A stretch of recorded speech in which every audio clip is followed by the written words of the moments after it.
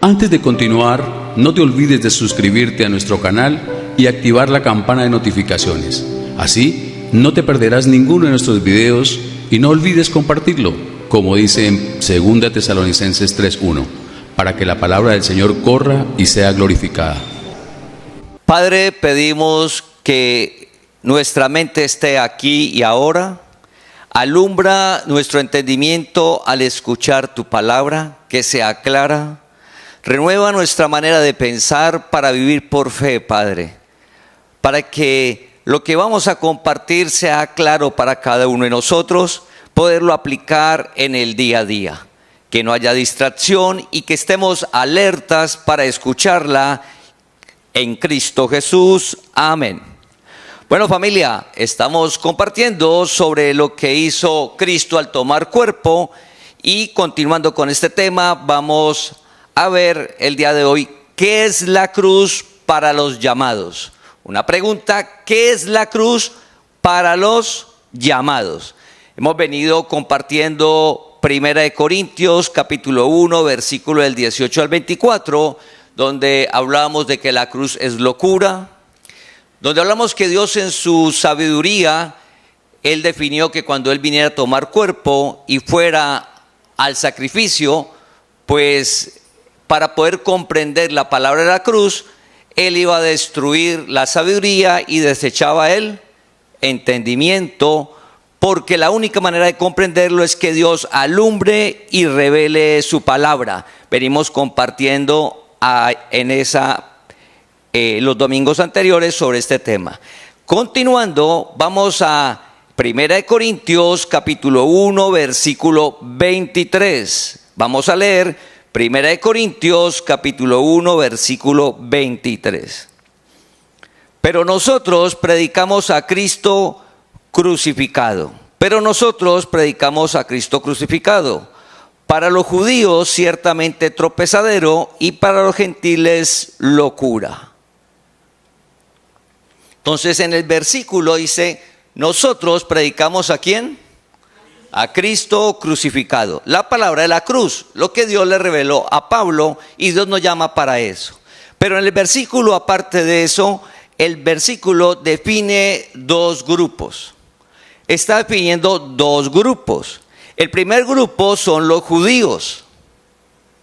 Los judíos, cuando usted lo lee en la Biblia, es el pueblo de Israel, también identificado como los circuncisos. Entonces un grupo dice, para ellos, los circuncisos, los judíos y el pueblo de Israel, cuando escucha la palabra de la cruz, es tropiezo. O sea, tropiezan en la palabra, la escuchan, y no tropezar es que en lo natural, usted va avanzando en el camino y una roca lo tropieza y usted cae y no puede avanzar, lo detiene. Entonces para el judío dice que la palabra de la cruz, que Cristo vino, no. Todo lo que hizo, pues menos. Si Cristo no ha venido, pues menos lo que ha hecho. Tropiezan en la palabra y no pueden avanzar. Ese es el primer grupo que identifica el versículo. Y el segundo son los gentiles. ¿Quiénes son los gentiles? Son el resto de personas sobre la tierra sin importar la nación. Sin importar la nación. Y los gentiles en la Biblia identifica mucho, dice, los griegos, porque en su momento el pensamiento del hombre estaba en Grecia, donde estaban los grandes pensadores, los filósofos. Entonces dice, mire, los gentiles, sí, y para los gentiles son locura. ¿Por qué? Porque el hombre natural, como hemos compartido los domingos anteriores, se acerca a la palabra desde la lógica de la razón y le parece que no es lógico, o sea, no es razonable todo lo que dice lo que sucedió en la cruz, que él haya vencido. Entonces, para el judío tropieza en la palabra y el resto de naciones es locura, no aceptan. ¿Por qué? Porque Dios debe revelar y alumbrar.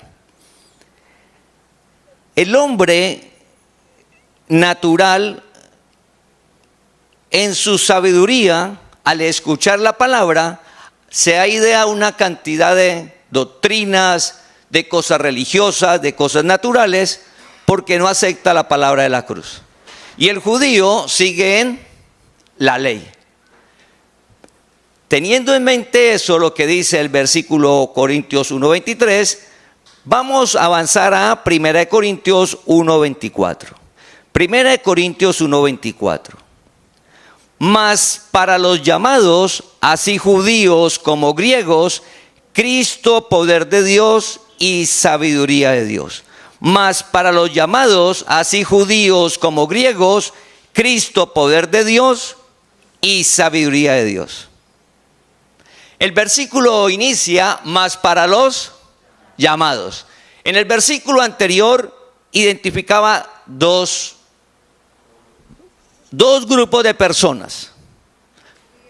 Dos grupos de personas. El primer grupo lo identifica como el pueblo de Israel, la ley, y al escuchar la palabra tropiezan en ella. El segundo grupo de personas son el resto de naciones sin importar, que es locura al escuchar la palabra de la cruz. Pero cuando avanzamos al versículo 1 Corintios 1:24, ya no están los dos grupos, sino que aparece uno tercero que dice los llamados. Y esos dos grupos de personas que identifica es antes de que Jesús resucitara. Antes de que Jesús resucitara.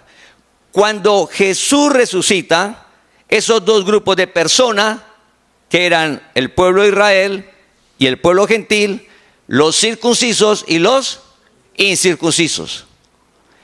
El resto de naciones no pertenecían al pueblo de Dios. ¿Quién era el pueblo de Dios? Israel. Cuando Jesús resucita, ya eso desaparece y aparece algo que dice, así judíos como griegos.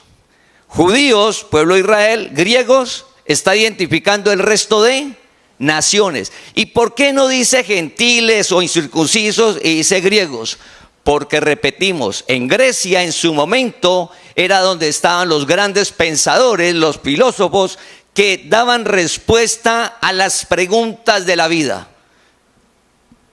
La filosofía, lo natural, la sabiduría terrenal. Pero cuando dice los griegos, está identificando que el resto de personas sin importar la nación.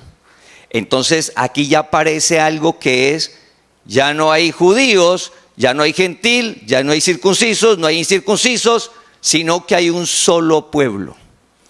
De las cosas maravillosas que hizo cuando Jesús resucitó es que cambió la relación de Dios hacia el hombre. Pedimos a Dios que alumbre nuestro entendimiento y lo podamos ver, porque al verlo vamos a caminar cada día más en la verdad, vamos a caminar tranquilos y vamos a salir del mensaje natural y terrenal del cómo el hombre piensa que son las cosas, cómo el hombre dice así debe de ser. Pero recuerda que el versículo nos dice que la cruz para los llamados es sabiduría de Dios y es poder de Él.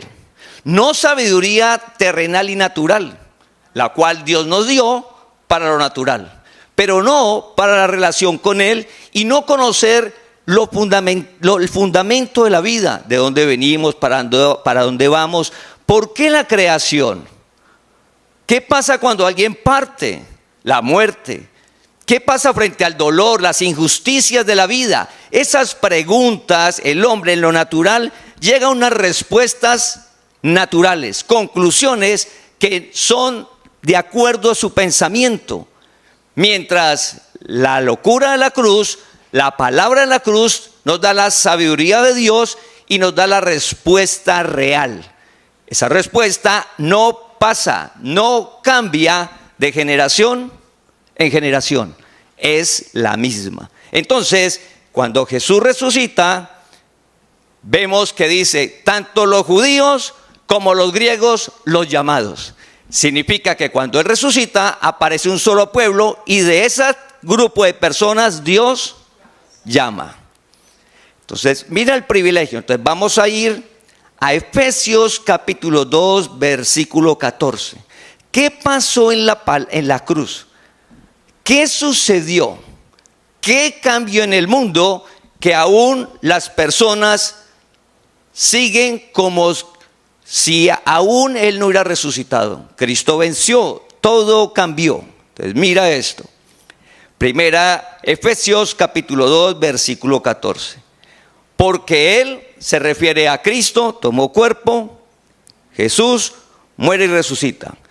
Porque Él es nuestra paz, que de ambos pueblos hizo uno, derribando la pared intermedia de separación. Aquí dice ambos pueblos. Entonces, para no perdernos de vista, ¿un pueblo cuál era? Judío, Israel. ¿El otro pueblo cuál era? El resto de naciones, gentiles incircuncisos.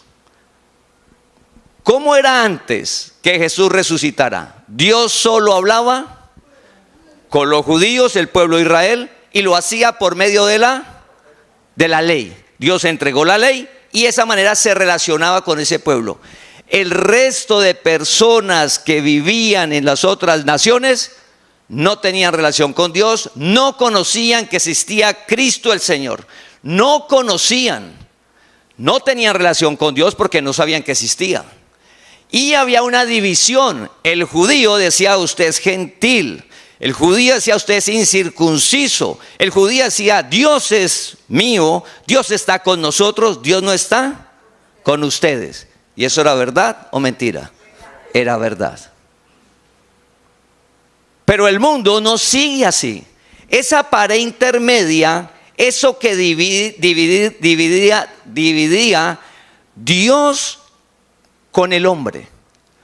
No entre hombres, la relación de Dios con el hombre.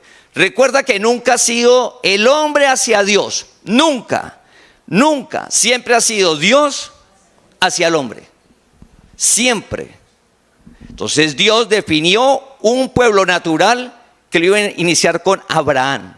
Y lo fue formando, pueblo de Israel. Dios hacia el hombre le dio la ley.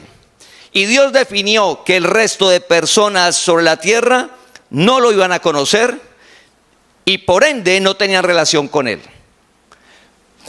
Y había una división, un choque.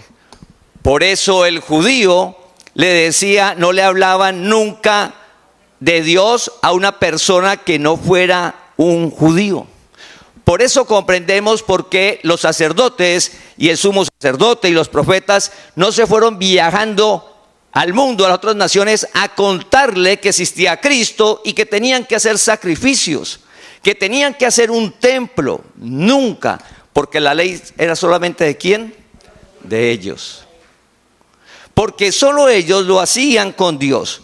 Entonces, esa división, esa confrontación, lo notamos cuando David y Goliat. David le dijo: mire, los filisteos son incircuncisos. Nosotros somos circuncisos. Dios está con nosotros, no está con los filisteos. Así que voy a ir porque Dios está conmigo y Dios no está con Goliat. Y solo porque Dios está conmigo, voy a vencer a Goliat.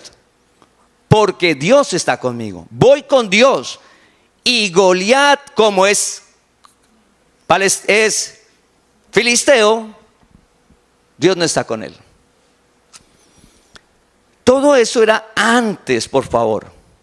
Entonces el versículo, antes había una división, y cuando Jesús muere y resucita, dice que esa pared intermedia ya se acaba. Y de ambos pueblos, es decir, de los gentiles y de los judíos, aparece un nuevo pueblo, un solo pueblo.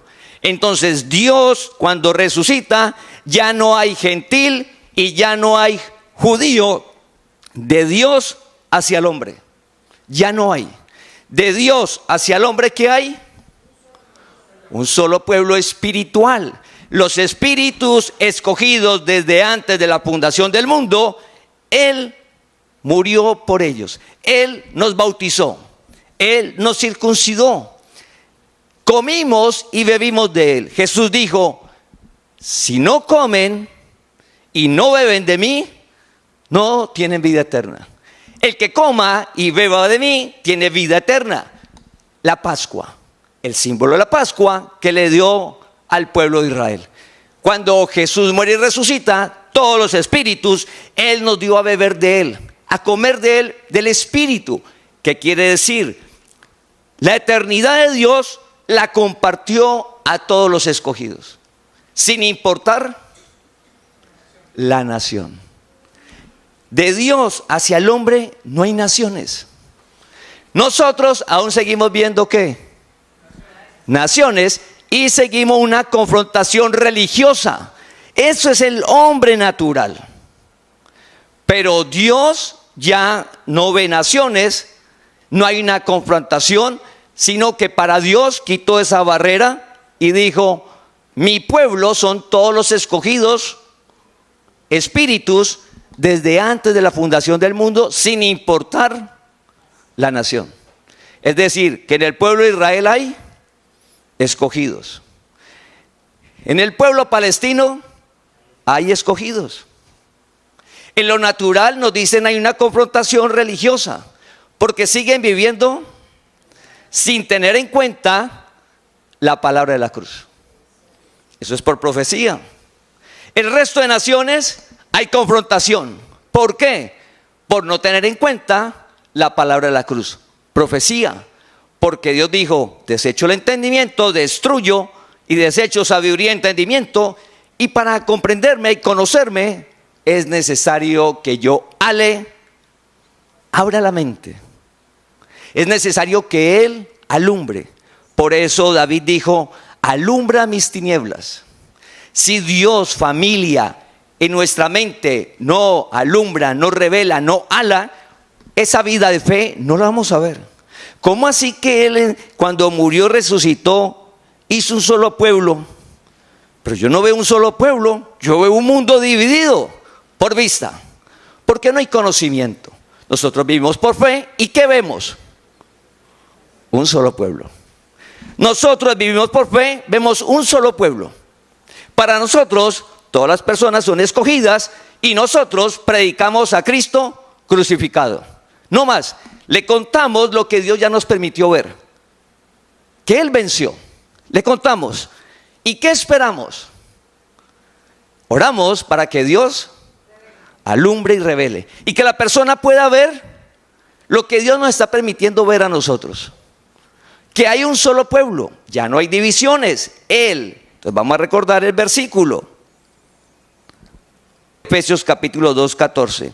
Porque Él es nuestra paz, que de ambos pueblos hizo uno, derribando la pared intermedia de separación.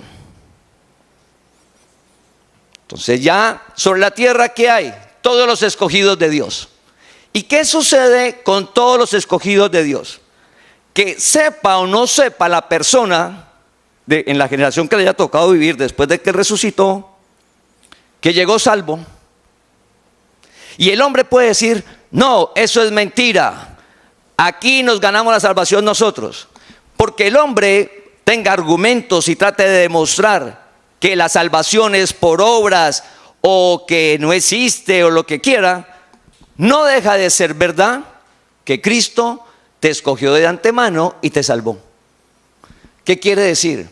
Que la persona va a caminar sobre la tierra no conociendo la verdad y pensando de que no es salvo. ¿Y su espíritu cómo está? Salvo.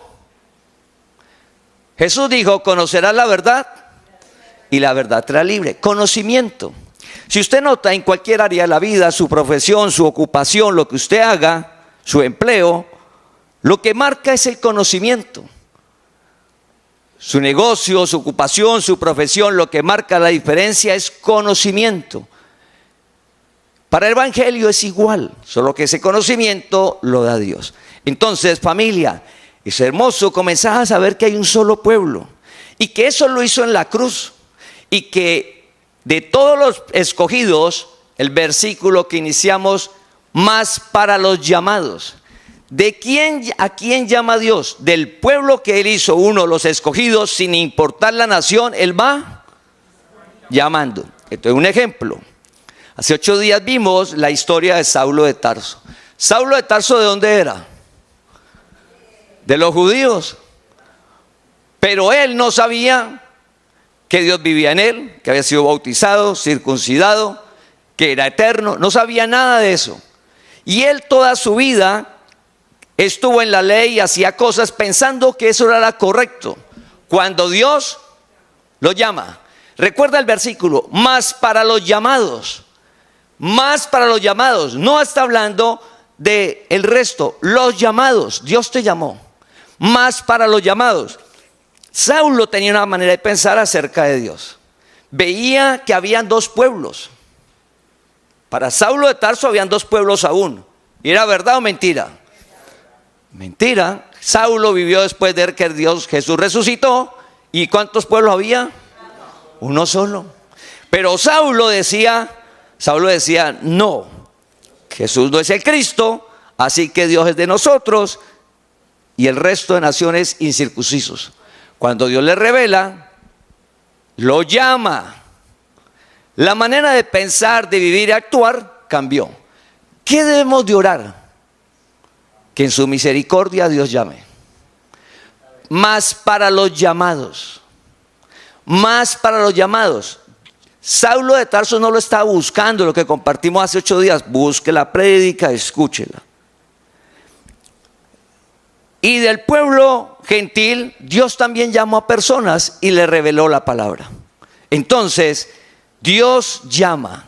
Y si notamos ese método de llamar, no aparece en el nuevo pacto. Eso Dios no se lo inventa en el nuevo pacto. Si vamos a la Biblia, encontramos que es el método de generación en generación. Dios llama, porque es de Dios hacia el hombre, nunca es del hombre hacia Dios. Del hombre hacia Dios, terrenal y natural. Sabiduría humana, pensamiento humana, conclusiones humanas, naturales, al leer la Biblia. Pero no es lo que dice la Biblia. La Biblia lo que dice es que Dios llama. Y usted encuentra que Dios llamó a Noé. Y usted encuentra que Dios llamó a Enoc. Usted encuentra que Dios llamó a Abraham, a Isaac y a Jacob. Usted encuentra que Dios llamó a José. Usted encuentra que Dios llamó a David. Dios llamó a Saúl. Y Dios llamó a los que caminó con él. A Pedro, a Juan, a cada uno lo llamó. Ninguno se le metió, ninguno. Y uno de ellos era caído, era diablo, Judas. Y lo llamó con un propósito, que lo entregara. El llamado, más para los llamados. Entonces ya no hay dos pueblos. ¿Y de qué me sirve a mí eso hoy? Pues bendecido. Cuando usted comienza a ver las noticias naturales, ¿qué hacen? De antemano sabemos hierro y barro, mundo dividido en lo natural. En el mundo religioso, división. Entonces unos dicen, con Israel, porque es el pueblo de Dios. Y otros dicen, con Palestina. ¿Qué ve ahí? Dos pueblos. Es que Dios está con uno y con el otro no. Cuando vamos a la palabra, dice que Dios ya hay un solo pueblo y no importa la nación, porque es espiritual. Entonces me salgo de ese conflicto, mi corazón no entra en amargura, no entra en rencor, en resentimiento. No. Esos son conflictos ya terrenales por soberanía de Dios, profecía. Y de los israelitas y de los palestinos, Dios llama. Y los saca de la tradición o de la cultura, los saca. Igual del Israel. Igual a un chino, igual a un europeo, igual a nosotros. Dios llama. ¿Cuántos pueblos hay ahora en la tierra de Dios hacia el hombre? Un pueblo espiritual. Todos los espíritus escogidos de Él antes de la fundación del mundo, sin importar la nación. Por eso el versículo dice, no importa el judío, no importa si es griego, más para los llamados. Significa, como el ejemplo de Saulo, que Saulo era judío y Dios lo llamó. Llamó a Cornelio, romano, Dios lo llamó. Igual hoy, nosotros venimos a las tradiciones y Dios nos llama. Y podemos ver las cosas para salir del pensamiento generacional por vista natural, humano, sabiduría humana. Y Dios nos llama a conocer la verdad, que es el fundamento que no cambia, que de generación en generación es el mismo. Hay un solo pueblo sobre la tierra y de generación en generación, ¿qué hace Dios? Llama. La misericordia y el amor de Dios que nos ha llamado, te ha llamado para iniciar una relación con Él personal. Somos el cuerpo de Cristo, pero es una relación personal para conocer la verdad. Entonces, familia, conocer esto nos permite vivir tranquilos y seguros. La verdad de la palabra. Entonces, sabiendo que de tanto judíos como griegos nos llamó, mira lo que dice Efesios capítulo 2, versículos 16 y 17. ¿Cómo hizo para derribar la pared intermedia?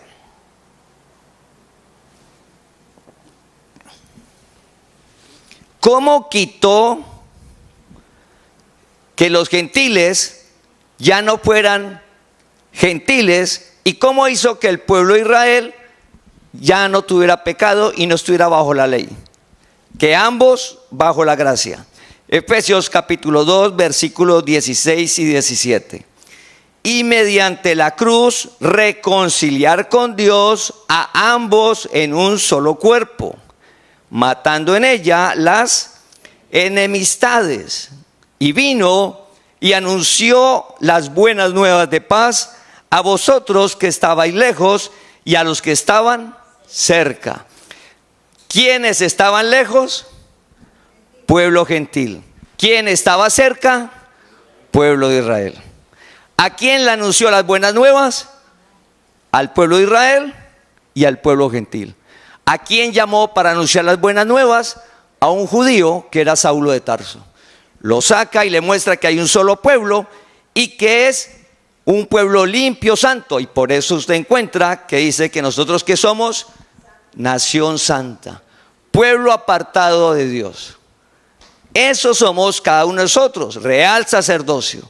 Entonces, familia, el versículo 16 nos muestra que mediante la cruz Dios quitó esa pared. Cuando Jesús muere y resucita, desaparece eso. Y ya se relaciona con cada uno porque Dios vive en cada escogido. Recuerda que eres la iglesia, eres el templo de Dios. No tienes que ir a ningún lado para que Dios te escuche. Dios vive en ti. Cada día habla con Él. Pídele que te alumbre el entendimiento y que te revele la palabra para salir y conocer la verdad y disfrutar de para lo que Él te ha llamado. Bueno, lo que Él te ha llamado. Entonces, quitó la enemistad. El pueblo de Israel antes decía, Dios es de nosotros y a nadie más le hablamos. Quitó eso. Y le dijo a Pablo, usted tiene que ir y predicar, contar la palabra. ¿Qué nos dice a nosotros? Nosotros predicamos a Cristo crucificado. Predique solamente. ¿Y por qué tengo que predicar? Lo que decíamos hace 8 días, usted necesita técnicas de persuasión. No, tienes que contar lo que hizo la cruz, que es lo suficiente, porque Dios es el que va a llamar. Usted predique, cuente, Dios llama. El método no cambia. De generación en generación, desde que inició la historia de la humanidad hasta el último día, no va a cambiar. Dios llama. En esta generación Dios nos llamó y somos la responsabilidad de contar su palabra, familia. No más, contarla. Él llama, alumbra y revela porque hay un solo pueblo. Entonces recuerda que ya no hay división, no hay nada y somos su pueblo. Somos la familia de Dios, somos el cuerpo de Cristo. Somos el cuerpo de Cristo.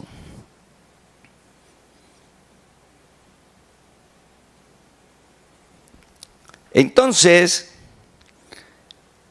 volviendo a 1 Corintios 1:24, mas para los llamados, así judíos como griegos, Cristo poder de Dios y sabiduría de Dios.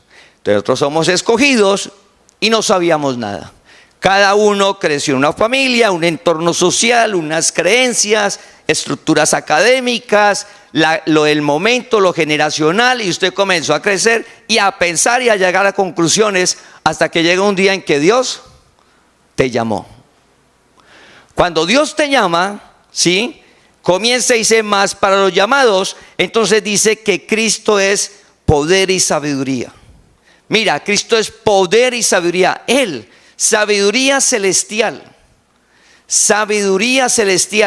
y poder que nada hay que lo limite. Hay absolutamente nada que se pueda oponer al poder de Dios.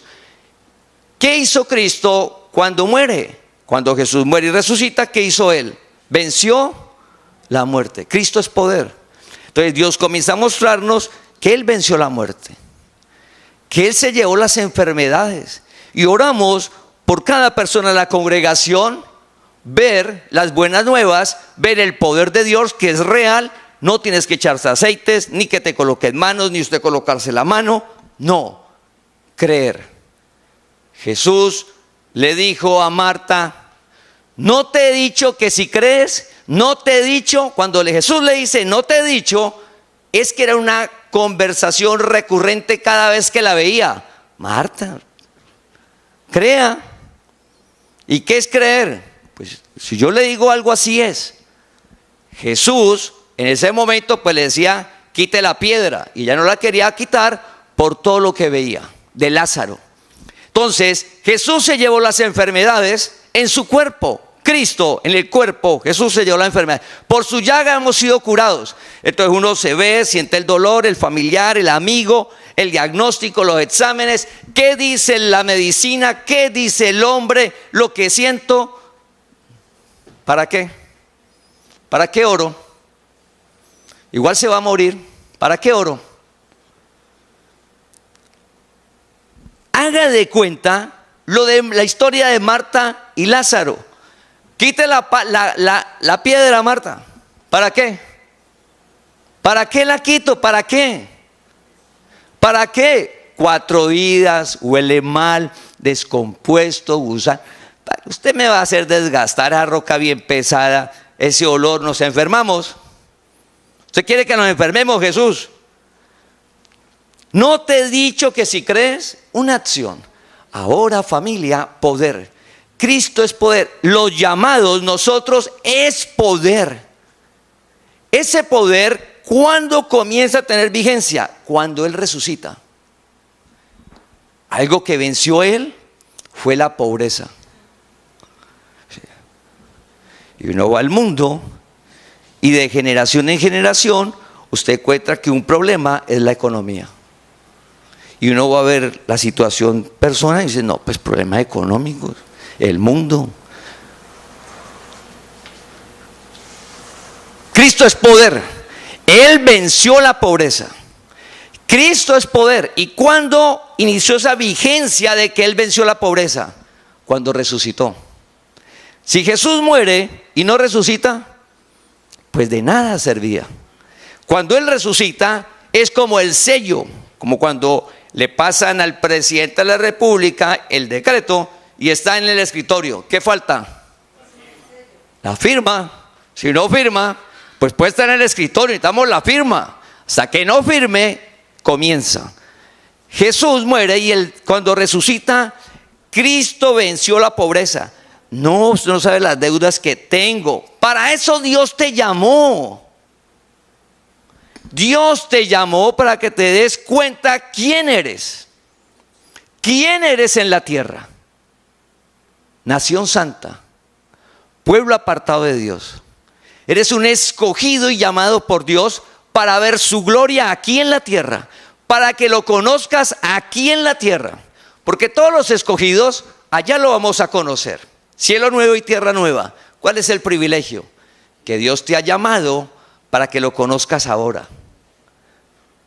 Dios, esas injusticias de la vida, cuando conoces a Dios, comprendes, sometes a la soberanía de Dios. Entonces, familia, los llamados, para los llamados. Entonces, Dios te llamó para que veas el poder de Él. Él venció la pobreza. Yo estoy endeudado, no importa, Él te llamó. Y cuando te llama, Él va a iniciar a alumbrar el entendimiento. Cristo es sabiduría. La sabiduría es para aplicar en las áreas de la vida, pero una sabiduría celestial. Es una sabiduría que es por fe. El poder de Dios es por fe. Entonces la enfermedad, vamos a ver el milagro. Los hemos visto. Y las personas que en la congregación estamos orando por la sanidad, vamos a ver los milagros. ¿Por qué? Es poder de Él. La palabra de la cruz es poder de Cristo. Él venció las enfermedades. Es verdad. Venció la pobreza. Es verdad. Y cuando hablamos sobre la economía, es de las cosas que generan mayor dificultades y problemas al hombre en la tierra. Por eso lo primero que hizo Cristo al tomar cuerpo, ¿qué fue? Vencer la pobreza. Se hizo pobre por amor a ti, para que no te faltara nada. Pero cuando dice que no nos falte nada, Él te dio un talento y un don. Esfuérzate y sé valiente. Esfuérzate. Entonces usted tiene un don, usted debe salir a desarrollarlo. Entonces aparece la disciplina, la responsabilidad de dar ese don al mundo. Y cuando vas al mundo, el mensaje del mundo es totalmente opuesto. No desarrolle nada. O te está en el mensaje, en el reino no existe la pensión. Usted nunca piense, ¿cuándo voy a dejar de trabajar? En el reino no existe eso. Dios te llamó a producir, a dar. El día que dejes de dar, mueres. El día que dejes de dar bendecido, comienza usted a sentirse mal, porque te sales del reino, no vas a ver el reino, te va a dar de todo. Hasta el último día, usted debe estar produciendo, dándole, que va cambiando la manera de producir. Lógico, no va a ser igual que usted tenía 20 años cuando usted tenga 90. Pero a los 90, debemos de orar de estar, ¿qué? Produciendo. Porque en el reino no existe la pensión. Ese cuento del mundo natural de la pensión y tú no deseándole que yo quiero dejar de trabajar y no. Eso es terrenal y natural. Eso no es celestial. Eso no es el mensaje de Dios. No es el reino. Por mucho que lo escuchen en el mundo y que nos quieran mostrar que eso es, no. Trabajar es bendición. Trabajar es la manera en la cual llegas al 100% de tus talentos y te vas a sentir realizado en lo natural. Sabiduría de Dios. Mira la sabiduría de Dios. La cruz es sabiduría de Dios y es poder de Él. Mira la sabiduría de Dios y la sabiduría natural. La sabiduría natural dice, todos debemos de ser iguales. Todo el mundo, sí, así tiene que ser. Sí, todos iguales. Dios te llamó a conocer la verdad. Recuerda que esas teorías naturales van cambiando, ¿no? Entonces Dios nos llama a la verdad. ¿Y cuál es la verdad? Entonces Dios te muestra su sabiduría. Cada uno de nosotros llegamos con capacidades diferentes. Y hablando de la inteligencia natural, Dios envió a cada persona con inteligencias diferentes, capacidades diferentes, inteligencia diferentes. El hombre descubrió y tiene pruebas para identificar ¿qué? Coeficiente intelectual. Entonces usted le hace una prueba, menos 50. Menos 50, no, pues. Al otro, más 500. Entonces, hay unas pruebas de coeficiente intelectual que el hombre dice, usted es más inteligente, usted es menos, y eso en lo natural es real. Dios envió gente más inteligente, menos inteligente. Y en las capacidades, a Dios le dio más a unas personas y a otras les dio menos. Bien eso es así. Si eso es así, ¿cómo vamos a ser todos iguales? Piensa. El hombre hace coeficiente intelectual y dice, hay gente más inteligente y natural. El hombre, naturalmente. Y después dice, ahora todos iguales. Pero venga, si hay uno que es más inteligente, ¿cómo va a ser igual a mí que yo soy menos inteligente? Pues no, imposible. El tipo que es más inteligente, ¿dónde va a estar? Pues adelante, ¿qué culpa de él? Entonces, no, todos iguales para que disfrutemos igual. Y todos estemos bien. Sabiduría de Dios. Entonces dice, mire, el que tiene 10, que es más inteligente y más capacidad, vuelva a los 20. El que tiene 5, vuelva a los 10. A sus 100, no 120. No sé cómo hacer el 120%. Es imposible. ¿A qué tenemos que llegar? Al 100. Entonces usted tiene 5, vuelva a los 10, tiene 10, vuelva a los 20. Su capacidad en la tierra debemos llegar al 100 cada uno. El que tiene 2, ¿qué tiene que hacer? Volver los 4. Sabiduría terrenal. El de 10 está mejor, disfruta más, vive mejor que el de 4. Entonces el de 4 naturalmente quítele al de 10 y le da al de 4 para que lleguen todos iguales y todos estén felices y disfrutando de lo mismo. En el reino, dice el reino, usted tiene 10, usted tenía 2 y los volvió 4, ambos tienen el 100% en el reino. Sabiduría de Dios no cabe en la mente. El de 4 disfrutó del gozo de Dios, el de 10 disfrutó del gozo de Dios. En el reino familia, usted al desarrollar toda su capacidad de inteligencia, vas a disfrutar del reino, de una vida plena, vas a vivir bien, igual que el que tiene 10. Eso no cabe en la mente. No, el que tiene 10 está mejor. No, en el reino no es así. La palabra de la cruz es poder para los que a Dios ha llamado. Poder y sabiduría. Entonces usted comienza a ver la palabra de la cruz y usted ve el poder de Dios y la sabiduría de Él para aplicarla hoy, en su vida. Hoy, en su vida. La sabiduría de Dios. Entonces la sabiduría de Dios dice, no juzgue, no condene. Sabiduría de Dios. Y el hombre natural, religioso, condena. Yo soy mejor que usted. Se ufana, la vanagloria. Yo sí puedo, usted no puede. Sabiduría de Dios en el reino.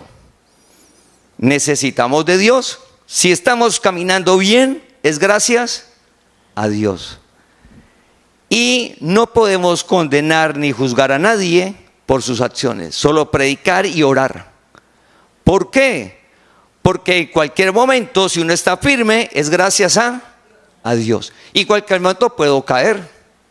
¿Por qué? Porque nuestra vida, nuestro comportamiento, uno piensa que es uno. Resulta que hay un entendimiento entenebrecido. Quien lo alumbra, ¿quién es? Dios. Entonces, si uno mira lo que uno hacía antes o lo que uno puede estar haciendo todavía, ¿por qué lo hago? Porque mi entendimiento, ¿cómo está? Entenebrecido. Entonces, esa sabiduría de Dios, haga de cuenta, es como, ¿usted ha visto cuando estas catástrofes que suceden en las minas? Y que dura el minero en esos socavones bien profundos y duran un mes, 20 días, 2 meses, 3 meses. Allá no llega el sol. Los ojos se acostumbran a la y se dilatan. Hay una cantidad de cosas naturales que le sucede al ojo, pero no ve. Entonces él se mueve porque pronto conoce el lugar.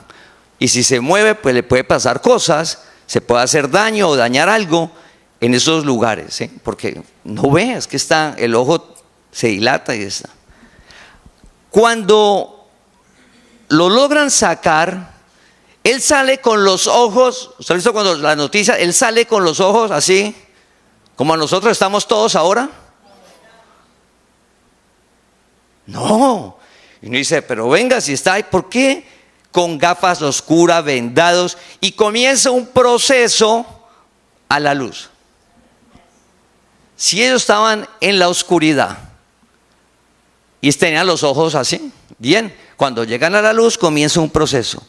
Haz de cuenta la sabiduría de Dios. Nosotros, la mente natural está entenebrecida por las obras de la carne, uno no se da cuenta, uno no sabe. Dios nos llama y esa luz no es que Dios te alumbre el entendimiento de una vez y usted lo va a ver todo. No, por favor, haz de cuenta el minero, tiene que entrar poco a poco. La revelación de Dios, de conocer que somos un solo pueblo, que Cristo es poder y sabiduría, que Él es poder y sabiduría, eso es poco a poco. Solamente que no son los ojos naturales, sino que son los ojos del entendimiento. Comprendo. Ante las injusticias de la vida, comprendo. Ante los eventos naturales, comprendo. Comenzó a ver las cosas porque Dios nos las permite ver desde el punto de vista de la palabra, porque Él va alumbrando nuestro entendimiento para que sea ¿qué? Claro, para que sea claro en nosotros cada día más. El poder de Dios, entonces regresando al día a día nuestro, la transformación nuestra, de cada uno. Y las personas que le compartimos, la familia, los seres queridos. Sabiduría de Dios, poder de Dios. El hombre con uno mismo llega a conclusiones. Yo no cambio. Y uno mismo se dice, no, yo sigo, no, yo cambio, yo soy así, así nací, así muero. Y nadie me cambia a mí. Pensamiento natural. Resulta que si Dios te llamó para transformarte. Y esa transformación Dios la hace, como decían los padres antes, por las buenas o por las malas. ¿En qué sentido?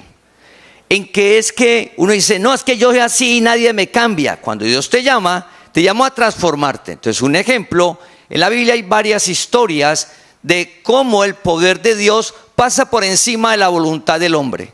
Entonces el hombre llega a una conclusión que Dios es caballeroso y que Él pide permiso, pero cuando vamos a la Biblia encuentra que Dios al que llamó hace lo que Dios dijo, quiera o no quiera. Entonces, por ejemplo, a Moisés, Moisés le dijo a Dios, no, envía a otro, no, yo no quiero ir, no, déjeme aquí, yo estoy contando mi herencia aquí, el ganado del suegro, allá me están buscando, envía a otro, no, yo no soy capaz. Yo lo llamé a usted, ya lo llamé, Dios te llamó para sacarte del vicio, para sacarte del entenebrecimiento de la mente, de los celos, del miedo, del temor, de la angustia, del odio, del resentimiento, de la ira, de la idolatría, de la hechicería, de la sabiduría natural. Dios te llamó a sacarte de todo eso para una vida maravillosa por su poder y su sabiduría. Mas para los llamados, la cruz, ¿qué es? Poder y sabiduría. Venció la muerte. Qué descanso saber que eres eterno y usted lo vea claramente en su entendimiento. Me decía que usted vea claramente en su entendimiento que usted es eterno y que su familia es eterna y que no muere. El día que sucede algo con su familia, su amigo, sucede lo sobrenatural. La sabiduría de Dios. Sabiduría es entender algo que es por fe. Que usted va y acompaña son los que están presentes porque sabe que Él sigue vivo. Porque Dios es un Dios de vivos. Eso es por fe. Dios nunca es un Dios de muertos. Dios es un Dios de vivo. Él no murió. No, pero lo enterraron, Él murió. No. Eso es por vista terrenal y natural. No murió, está vivo. Tu ser querido está vivo. ¿En dónde? En la presencia de Dios. Y por fe está esperando cuerpo glorificado para vivir ¿qué? Eternamente en la nueva creación. Sabiduría de Dios. El hombre natural, no, murió y hay que hacer una cantidad de ritos y cosas porque no sabemos para dónde se fue. Y entonces como que hay que, terrenal y natural. Sabiduría de Dios. En la cruz, Él venció. Entonces, familia, por favor, más para los llamados, para ti. Él te llamó. Más para los llamados, la palabra de la cruz es poder y sabiduría. Poder porque Él venció. Mira, venció la muerte, venció la pobreza, venció la enfermedad, venció a Satanás, venció a los demonios y venció el poder de las tinieblas. Te trasladó a la luz y eres santo, limpio y perfecto, y estás llamado para que mientras estés en la tierra, Dios te sostenga económicamente y en salud. Él, sabiduría de Dios. Entonces no hago nada, eso es terrenal y natural. Sabiduría de Dios, confías en Él, haces lo que te corresponde y Dios va a abrir y comienza a alumbrar tu entendimiento, y lo que haces lo haces por conocimiento, no por miedo, no por obligación, sino que Dios te está revelando. Entonces, familia, más para los llamados. Entonces, ahora este domingo estamos terminando lo que comenzamos de 1 Corintios capítulo 1 del 18 al 24, los llamados. Dios te llamó para que conozcas su poder y su sabiduría. Su sabiduría, que es una vida plena en la tierra, sabiendo que eres peregrino, sabiendo que eres extranjero, que eres forastero sobre la tierra, que venimos del cielo y vamos para el cielo, y que Dios te llamó para ver tu gloria. Entonces tu economía, Dios que te llamó, Él la va a transformar. Nosotros como personas, Dios nos está transformando de gloria en gloria a su misma imagen. ¿Cuál es la meta? El varón perfecto. ¿Cuál es la meta? Llegar a la estatura de Cristo. Él haciendo en tu vida, donde alumbra y aparece su amor, su gozo, su paz, el fruto del Espíritu inundando nuestra alma. Entonces, ¿no va a haber angustia? Claro que sí. La sabiduría de Dios, échemelas a mí. Yo me encargo de ellas y yo le doy paz. Usted me da angustia, yo le doy paz. Usted me da preocupación, yo le doy paz. Usted me da incertidumbre, yo le doy seguridad, fe, paz, fe, mansedumbre, paciencia. ¿Y Dios dónde está? Vive en ti. No tienes que ir a ningún lado, no tienes que hacer ningún rito ni ceremonia para que Dios entre en tu interior. Desde que llegamos, cada uno de los escogidos a la tierra, llegamos con Dios en nuestro interior. ¿Qué está haciendo Dios ahora? Llamando. ¿Y para qué te llamó? Para disfrutar de su gloria aquí en la tierra, de una vida sobrenatural en todas las áreas, a llegar a la promesa de Romanos 6:14. ¿Cuál es?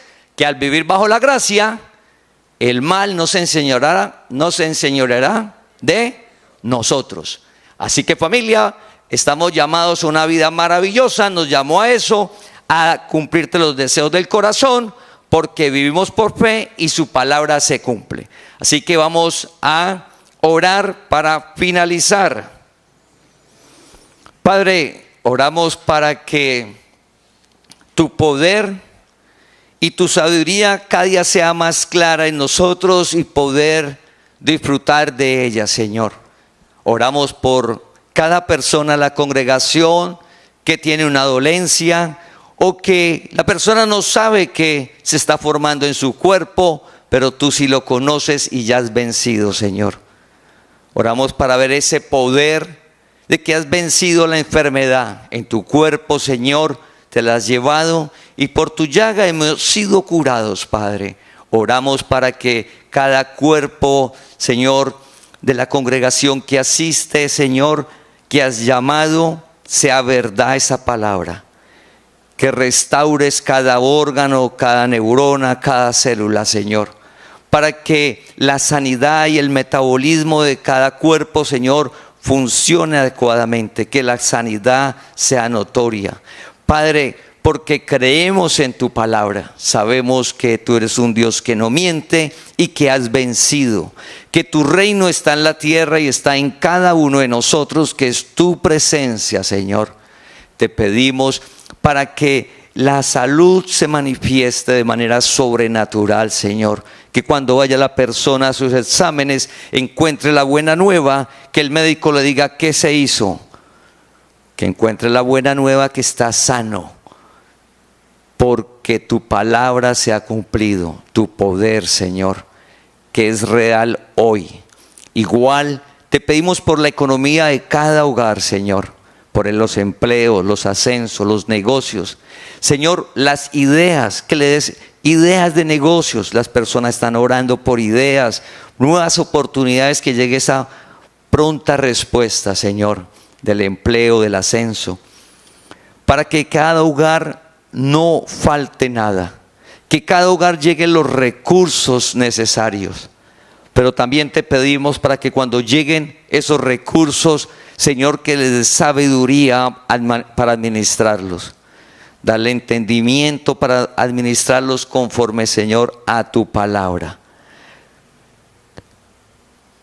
Tú dijiste que alimenta las aves de los cielos. Cada día salimos y vemos las aves afuera en el jardín, en el parque.